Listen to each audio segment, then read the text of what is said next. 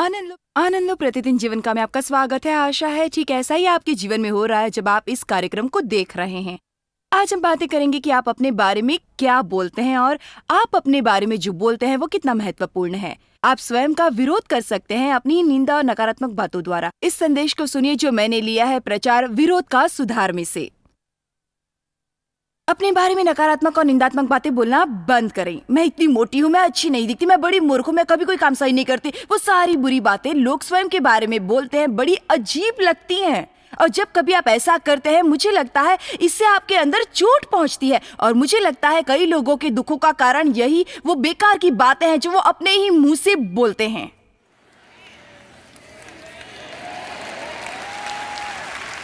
नीति वचन 18 निकाले।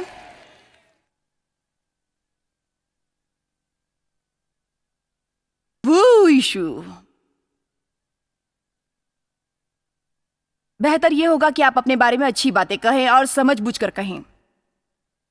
आप कहें मैं परमेश्वर से सुनती हूँ, सही खाना खाती हूँ, अच्छी दिखाई देती हूँ, अच्छा महसूस करती हूँ, मेरा वजन ठीक उतना ही है जितना होना चाहिए।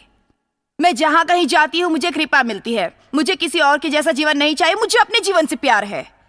मुझे किसी का वरदान नहीं चाहिए, अपने आप में बने रहना मुझे अच्छा लगता है। बहन, ऐसा कहना झूठ होगा क्योंकि मुझे अपने जीवन से प्यार नहीं और स्वयं में रहना मुझे बिल्कुल पसंद नहीं है।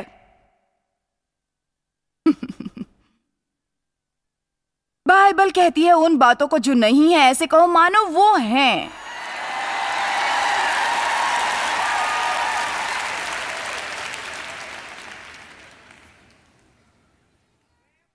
परमेश्वर ने यहेजकेल से पूछा, क्या यह हड्डियां जीवित हो सकती हैं?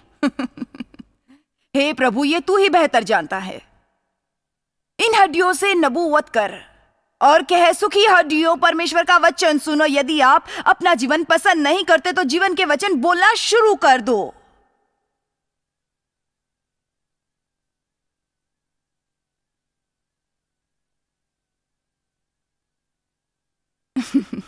नीति वचन 18 का 20।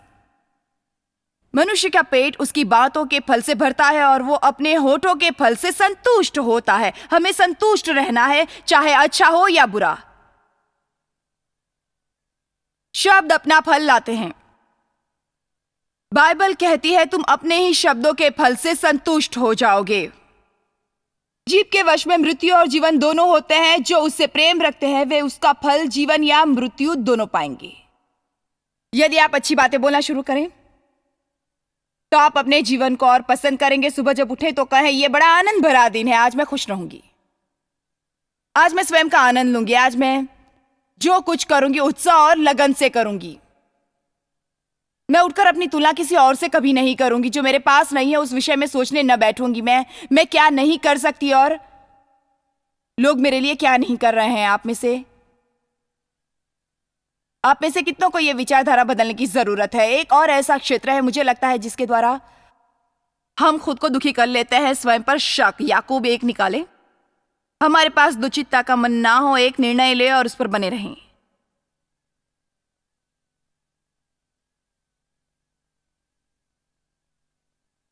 आपको शैतान से लड़ना ही पड़ेगा यदि वो हर समय आपके मन में बुराई डालेगा और आपको ऐसी गड़बड़ी में डालने की कोशिश करेगा जहां आप कोई निर्णय ना ले सके। तो आपको अपना छोटा पवित्र पांव पटक कर यह कहना होगा, मैं परमेश्वर से सुनती हूं और मैं ये निर्णय लेती हूं, इतना ही बातचीत समाप्त। मैं हमेशा अपने निर्णयों पर शक नहीं करूंगी। स्वयं पर शक करना ये आप में से कितनों की समस्या है। जरा अपना हाथ उठाएं, तब आप मन बदल लेते हैं, फिर आप एक निर्णय लेते हैं। आज ऐसी बातों का अंत हो जाए। क्या आपने मुझे सुना? आपको विश्वास करना चाहिए कि आप परमेश्वर से सुन सकते हैं। बहन, क्या होगा जब मैं परमेश्वर की ना सुनूं, मैं परमेश्वर को खो दूं? आप उसे खो दें, वो आपको ढूंढ लेगा।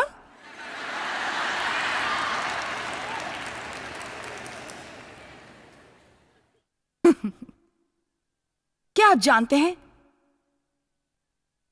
परमेश्वर को आपकी सिद्धता की जरा भी परवाह नहीं, उसे तो परवाह है आपके संबंध की। क्या आप परमेश्वर से प्यार करते हैं? क्या आप उसकी सेवा करना चाहते हैं? क्या आप वो करना चाहते हैं जो सही है? यदि आप ऐसा करें, यदि उसके लिए महत्वपूर्ण है और वो सब कुछ सही में पूरा कर देगा, यदि आप कोई गलती करे, आपको लगे आपने परमेश्वर से सुना है, परमेश्वर से सुनने के लिए आपने अपना बेहतर किया है, लेकिन आपने परमेश्वर से नहीं सुना, तो आपने गलती कर दी। लेकिन आपको हर समय स्वयं पर शक करके यातना सहते हुए जीने की जरूरत नहीं है। याकूब 1:5, यदि तुम में बुद्धि की कमी हो तो वो उदारता से देने वाले परमेश्वर से मांगे, जो बिना उल्हाना दिए भरपूरी से देता है, बिना दोष लगाए या गलतियां खोजे, और वो उसे मिल जाएगा। मुझे ये पसंद है। ये अपने आप में से एक दूसरा प्रचार है। यदि आपकी कोई समस्या है और आप सहायता चाहते हैं, तो जाकर परमेश्वर से कहें कि वो आपकी मदद करे, और वो आप में कोई गलती नहीं निकालेगा। क्या आप जानते हैं इसका क्या अर्थ है? चाहे आप स्वयं को बड़ी गड़बड़ी में पाते हैं,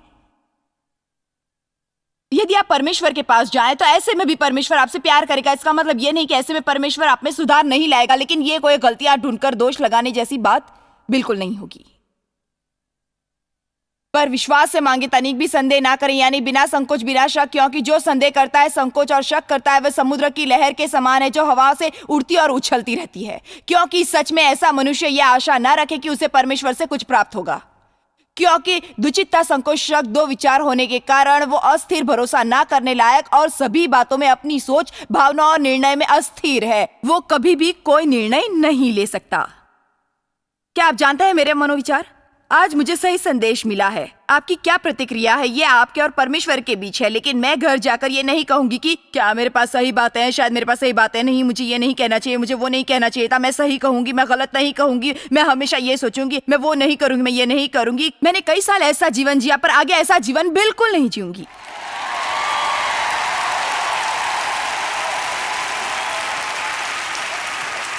तो चलिए आप शैतान पर क्रोधित हो जाएं। आप कहे, मुझ में मसीह का मन है, परमेश्वर की बुद्धि मेरे अंदर है, मैं अपने पिता की आवाज जानती हूँ, अनजानी आवाज के पीछे मैं नहीं जाऊंगी। तब शैतान कहता है, तब क्या होगा जब तू गलती करेगी? तो क्या हुआ? जैसी गलती तूने की है वैसे तो नहीं करूंगी, मूर्ख।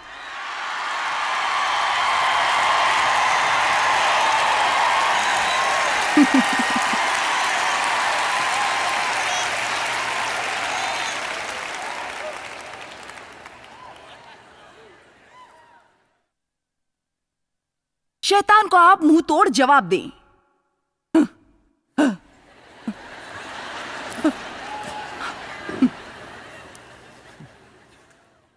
पवित्र आत्मा में अपने आप को उत्साहित करें, थोड़ा आगे बढ़ें। सुबह बिस्तर से उठें, थोड़ा आगे बढ़ें।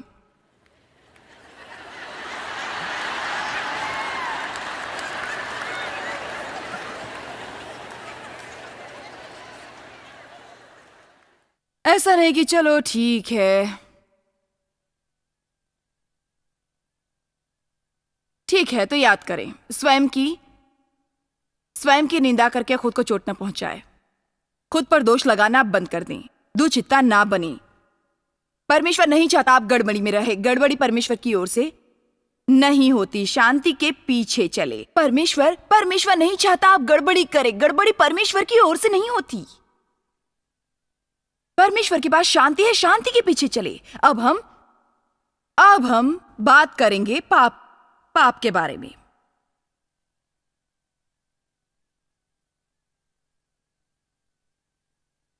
ओ, वो अच्छा नहीं था। हम बात करेंगे पाप के बारे में।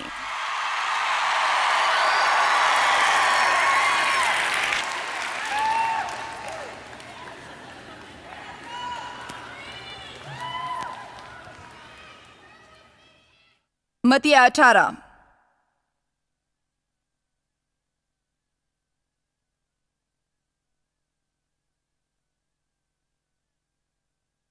आप जानते हैं कुछ ऐसी बातें होती हैं जिसके विषय में आप कुछ नहीं कर सकते, जिसके लिए आपको परमेश्वर पर निर्भर होना पड़ता है। लेकिन यहां कुछ ऐसी बातें हैं जिनके बारे में आप अवश्य कुछ कर सकते हैं, और जब आप कुछ कर सकते हैं तो आपको वो करना चाहिए। आज हमें यह सोचना चाहिए कि ऐसी कौन सी बातें हमारे जीवन में हैं जिसके बारे में हम कुछ कर सकते हैं, और हमारे जीवन में ऐसी कौन सी बातें हैं जिनके विषय में हम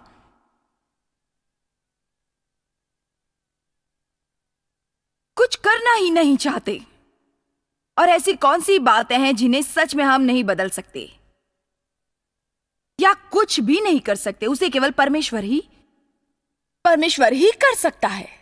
कुछ ऐसी बातें हैं जिनके लिए हमें प्रार्थना करनी चाहिए और हम नहीं करते। कुछ ऐसी बातें हैं जिनके विषय में हर समय हम प्रार्थना करते रहते हैं। हमारे लिए जरूरी है कि आगे बढ़कर उस बारे में हम कुछ करें। मुझे लगता है कभी कभी हम परमेश्वर से किसी बात की सुरक्षा की मांग करते हैं, जबकि हमारे लिए यह जरूरी है कि हम शैतान पर अपना अधिकार लें।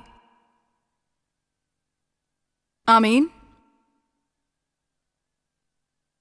मत्ती 18:8। यदि तेरा हाथ या पांव तुझे ठोकर खिलाए, बाइबल कहती है तेरी ठोकर का कारण बने, जिसका अर्थ एक सा है, क्योंकि ये शब्द ठोकर इसका अर्थ है लड़खड़ाना। यदि आपका हाथ या पांव आपके पाप में पड़ने की वजह बनता है, काट कर फेंक दो। ये बड़ा आसान है। उसे फेंक दो। अच्छा होगा या फायदेमंद होगा, सही होगा ये तेरे लिए कि तू लूला या लंगड़ा होकर जीवन में प्रवेश करे, बजाय इसके कि दोनों हाथ पांव रहते हुए भी तू नरक में जाए। और यदि तेरी आंख तेरी ठोकर का कारण बनी या तेरी आंख तुझे ठोकर खिलाए, उसे निकालकर बाहर फेंक दो। तेरे लिए ये अच्छा होगा, फायदेमंद होगा और सही होगा कि तू एक आंख रहते हुए जीवन में प्रवेश करे, बजाय इसके कि दोनों आंखें रहते हुए नरक में जाए। ठीक है, अब जानते हैं, जब हम ये पढ़ते हैं हम कहते हैं वो भाई मैं इसे नहीं समझ पाई। सबसे पहले परमेश्वर यहां ऐसा उदाहरण देता है जो बड़ा गंभीर लगता है, लेकिन सच में मुझे नहीं लगता कि परमेश्वर ये चाहे कि कोई अपनी आंख फोड़ ले या हाथ काट ले। लेकिन यहां वो कहता है यदि तुम अपने जीवन में ऐसी बातों को इजाजत देते हो जो तुम्हारी ठोकर का कारण है, तो तुम्हें उन्हें काट देना चाहिए। ये शायद स्वयं के न्याय की बात है। ठीक है, इसे बंद करो। वो शायद स्वयं की निंदा करके नकारात्मक बात भी हो सकती है, तो इसे रोक दो। यदि आपकी कोई बुरी आदत है तो उसे शायद एक बार में रुका नहीं सकते, लेकिन परमेश्वर से कहें कि वो आपको जागरूक करे और केवल उसी में ना रहें। जब आप ये जान जाएं कि आपने ये पाप किया है तो पश्चाताप करें। यदि ये पाप है तो उसे वही कहे जो वो है। एक बात है जो हमें करनी है, वो ये है कि पाप हमारी समस्या है, हमारा बंधन है, हमारा मुद्दा है, हमारा व्यवहार है। ये कहना बंद करें कि ये मेरी दुर्बलता है। पाप तो पाप होता है, हमें उसे वही नाम देना चाहिए। मुझे लगता है एक बात है जो बड़ी समस्या की वजह है, वो ये है कि कोई भी पाप को पाप नहीं कहता। पाप हमारा बंधन है, इसमें हम फंसे हैं। यह हमारी लत है या ये हमारे वंश की बीमारी है।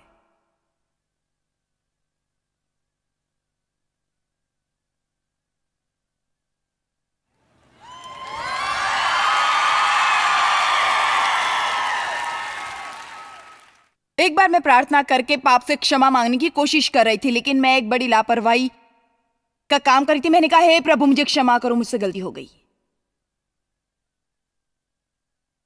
ये सारी बातें ऐसी कहावतें थी जो चर्च के इर्द गिर्द चलती रहती है। ओह हमसे गलती हो गई। पाप इस शब्द का अर्थ है लक्ष्य से चूक जाना, लेकिन परमेश्वर कहता है तो क्या चूक गया?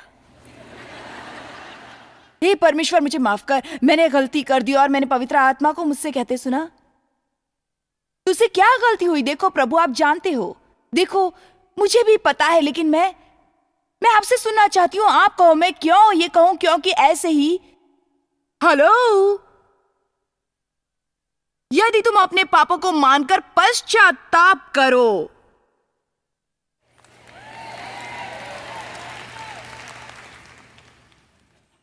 मुझे अभी भी याद है क्या था। किसी के प्रति मुझसे ईर्ष्या होती थी। कोई मेरा मित्र जिसे परमेश्वर उस तरीके से आशीष दे रहा होता था जैसा मुझे नहीं देता, और मुझे ईर्ष्या हो जाती थी। मैं ऐसी बनना नहीं चाहती थी, लेकिन मैं इसे छिपाती थी। जैसा मैं महसूस करती थी उसकी मुझे लज्जा आती थी, और इस बारे में मैं परमेश्वर से बात भी नहीं करती थी, सभी से छिपाती थी।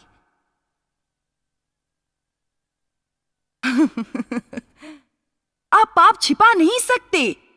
ये जरूरी है कि इस बारे में आप उससे बातें करें और आप खुले तौर पर उससे बात करें, और इसके लिए कोई बहाना ना बनाए, उससे सीधे बात करें। कहें परमेश्वर ये गलत है, ये पाप है, मुझ में ईर्ष्या है, मैं चुगली करती हूँ, अपना दुखड़ा रोती रहती हूँ, मैं बुरी हूँ, किसी का मेरे साथ रहना कठिन है, या चाहे कोई भी बात क्यों ना हो, मुझे क्षमा करें। जो कुछ आप छिपाएंगे उसका अधिकार आप पर चलेगा। इसके बारे में तो परमेश्वर से भी बात करना नहीं चाहता। देखो, परमेश्वर मुझसे केवल यही नहीं चाहता कि मैं उससे ये बताऊं। उसने मुझे कुछ याद दिलाया। मुझे नहीं लगता कि हर बात में आपको ऐसा करना है, लेकिन ये बात मुझ में बस गई और ऐसा नहीं लगता था कि मैं उससे छुटकारा पा सकूंगी। और परमेश्वर ने मुझे याद दिलाया, याकूब 5:16, एक दूसरे के सामने अपने पापों को मान लो। ओह, तुम चाहते हो कि मैं ये किसी और से बताऊं? ये नम्र करने का अनुभव है। मैं अपने पति पर भरोसा करती हूँ। मेरा मानना है कि मैं देव से कुछ भी बता सकती हूँ, क्योंकि वो मुझ पर दोष लगाकर बुरा व्यवहार नहीं करेंगे और मुझे पता था कि वो मेरी बातें किसी और से नहीं कहेंगे। इसलिए मैं देव के पास गई और उससे कहा, मैं चाहती हूँ कि तुम मेरे साथ प्रार्थना करो, क्या तकलीफ है? मैंने कहा, मैं किसी से ईर्ष्या करती हूँ, या मुझे वो खाए जा रही है। मैं आशीष पाना चाहती हूँ क्योंकि उससे आशीष मिली है और मुझे नहीं लगता मैं वो पा पाऊंगी। उन्होंने मेरे साथ प्रार्थना की और मुझे उससे छुटकारा मिल गया।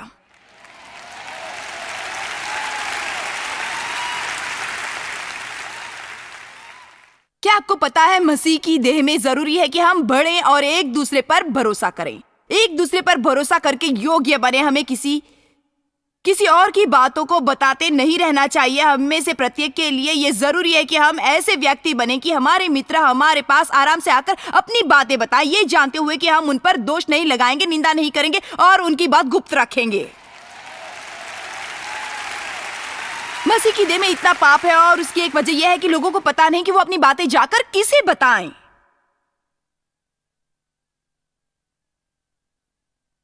आज आप ये निश्चय कर लें कि आप एक भरोसेमंद विश्वास योग्य मित्र बनेंगे, परमेश्वर की समक्ष सच्चे बने।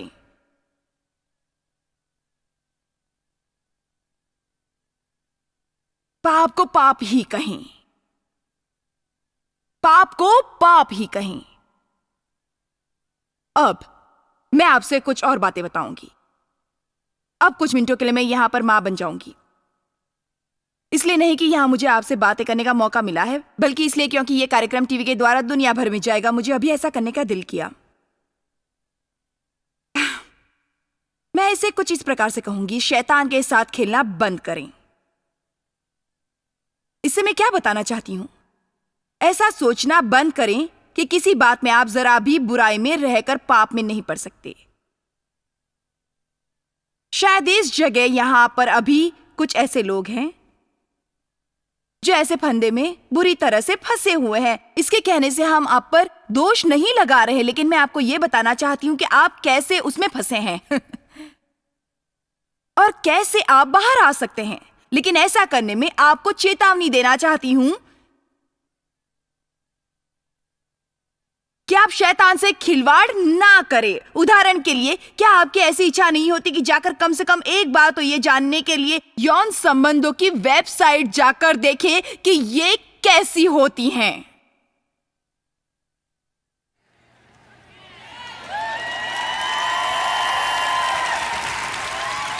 मैं कोई इसे देखने की आदत थोड़ी ही डालूंगा। मैं तो जो लोग कहते हैं उसके लिए देखना चाहता हूं। आपको वो देखने की कोई जरूरत नहीं है। मुझे लगता है यीशु का यही कहना था जब उसने कहा, यदि तेरी आंख तुझे ठोकर खिलाए तो उसे निकाल कर फेंक दो। दूसरे शब्दों में, उस दिशा में ना जाना। अभी हाल में मैंने जो प्रचार किया उसका शीर्षक था, वहां मत जाना। और ऐसी कई बातें हैं जिनके बारे में हमें कहना चाहिए, मैं वहां नहीं जाऊंगा। ऐसे किसी भी व्यक्ति से आप बात करें जो यौन वासना में फंसा है। कई ऐसे लोग हैं जिन्हें जुआ खेलने की आदत है। कई ऐसे लोग हैं जो ड्रग्स लेते हैं। एक बार, मुझे इसकी आदत नहीं पड़ेगी, मैं बस देखना चाहता हूं। एक बार, यही एक बार बार बार बार बार की ओर ले जाता है। आप उससे छूट नहीं सकते। शैतान के लिए न टिकने दें। आप शैतान से खिलवाड़ ना करें। मैं आपकी मदद करने की कोशिश कर रही हूं क्योंकि मैं अपने पूरे दिल से विश्वास रखती हूं कि यदि प्रचारक इस बात का प्रचार ना करें अपने लोगों के लिए हम चाहते हैं अच्छी संतुलित धर्म शिक्षा हो, लेकिन आपको उद्धार पाने के बाद हर सप्ताह कैसे उद्धार पाए, इसे सीखने की आपको आवश्यकता नहीं।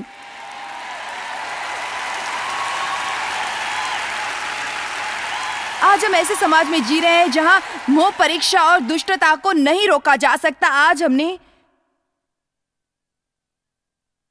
हमने कुछ लोगों के साथ दोपहर का भोजन किया और वो हमें बता रहे थे कि एक रात उनका बेटा जो लगभग 11 साल का था, बुरी तरह से घबराकर चिल्लाकर उनसे ये कहने लगा कि मैंने यौन की वेबसाइट खोल दी, लेकिन मैंने ये जानबूझकर नहीं किया, मुझसे गलती हो गई, मैंने ये जानबूझकर नहीं किया, मैं उसे अब बंद नहीं कर पा रहा हूँ, अब मैं क्या करूँ। उन्हें कंप्यूटर का बटन बंद करना पड़ा क्योंकि एक वेबसाइट से दूसरी अपने आप खुल रही थी और ये गरीब बच्चा जो ये सब देखना भी नहीं चाहता था, वो इस गंदी वेबसाइट में फंस गया। ठीक है, देखो वो होशियार था, उसने अपने माँ बाप को बुलाकर ये सच्चाई बता दी। बुजुर्ग लोग ऐसे होते हैं जो इतने होशियार नहीं होते।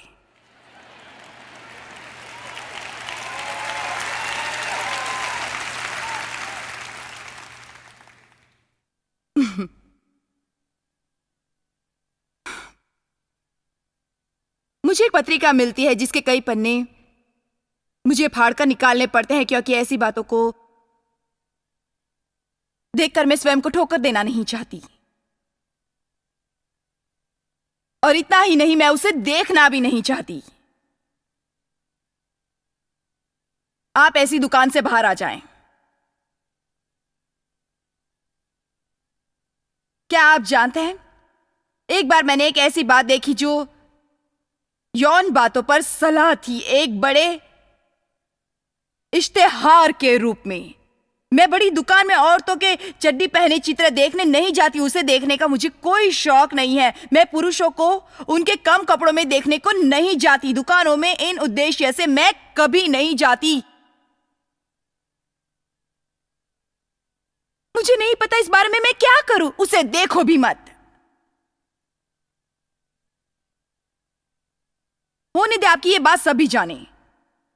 कुछ पत्र लिखें, कुछ लोगों को फोन करें, ऐसी बातों से दूर हट जाएं।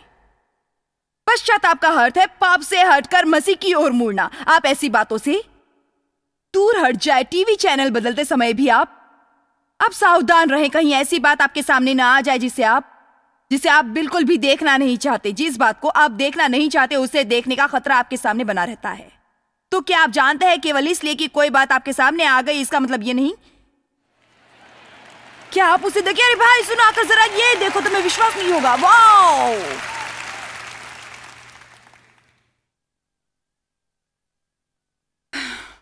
लोग इन बातों की अच्छाई बताते हैं। कैसे लोग इन बातों में फंस जाते हैं। वो ऐसी बातों की अच्छाई बताते हैं। किसी बुरी बात को अच्छा बताने का क्या अर्थ है? इसका अर्थ है उसे देखने का बहाना बनाना।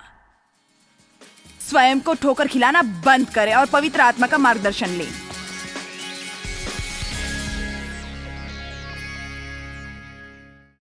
हम बातें कर रहे थे कि सच में किस तरह से स्वयं के बारे में निंदा कर हम स्वयं को दोषी ठहराते हैं। तो मैं आपको उत्साहित करती हूँ कि आप सीखें कि किस प्रकार आप पवित्र आत्मा की अगुवाई में स्वयं के साथ सही संबंध स्थापित कर सकते हैं। आज जो साधन सामग्री मैं आपको देना चाहती हूँ, मुझे लगता है हर एक के पास अवश्य होगी, क्योंकि ऐसी बातें हर सभी के जीवन में होती रहती हैं। मुझे पता है इस समय कई लोग यात्रा करते हैं, लेकिन इसका अर्थ ये नहीं कि आप हमारे कार्यक्रम देख ना पाएं।